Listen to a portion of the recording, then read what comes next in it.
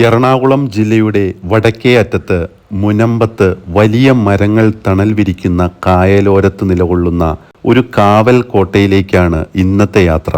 ഭാരതത്തിലെ പുരാതന യൂറോപ്യൻ സ്മാരകമായ പള്ളിപ്പുറം കോട്ട. വടക്ക് നിന്ന് കായൽ വഴി വരുന്ന ശത്രുക്കളെ പ്രതിരോധിക്കുന്നതിന് 700 വർഷങ്ങൾക്ക് മുമ്പ് പോർച്ചുഗീസുകാർ പണിതതാണ് ഈ കോട്ട.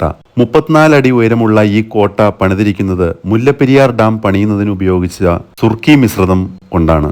പീരങ്കിയുണ്ടയെ വരെ ചെറുക്കാനാവുന്ന തരത്തിൽ 7 അടി കനത്തിലാണ് ഭിത്തി. ചുവരുകളിൽ പീരങ്കികൾ സ്ഥാപിക്കുവാനായി 6.5 അടി നീളവും 5 അടി വീതിയുമുള്ള ജാലകങ്ങളും കാണാം. ഷഡ്ഭുജാകൃതിയിലുള്ള ഈ കോട്ടയ്ക്ക് 3 നിലകളുണ്ട്. വശത്തായി ഒരു കിണറും കാണാം. ഇത് 3 അടിയോളം നീളമുള്ള സമചതുരാകൃതിയിലാണ്. ഇതിന്റെ ഭിത്തിക്ക് 6 അടി വീതിയും കിണറിന് ആഴം 16 അടിയുമുണ്ട്. കിണറ്റിൽ ഇന്നും വെള്ളമുണ്ട്. കിണറിന്റെ വലതുഭാഗത്തുള്ള കൽപ്പടവുകൾ വരാന്തയിലേക്കാണ്. കൊടുങ്ങല്ലൂർ കോട്ടയിലേക്ക് നദിക്കടിയിലൂടെ കാണുന്ന തുരങ്കമാണ് ഇത്.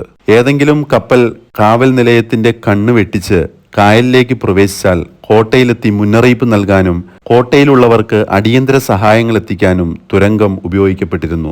ഇന്ത്യയിൽ യൂറോപ്യന്മാർ നിർമ്മിച്ചതിൽ ഇന്ന് നിലനിൽക്കുന്ന ഏറ്റവും പഴക്കമുള്ള സൗധമാണ് പള്ളിപ്പുറം കോട്ട.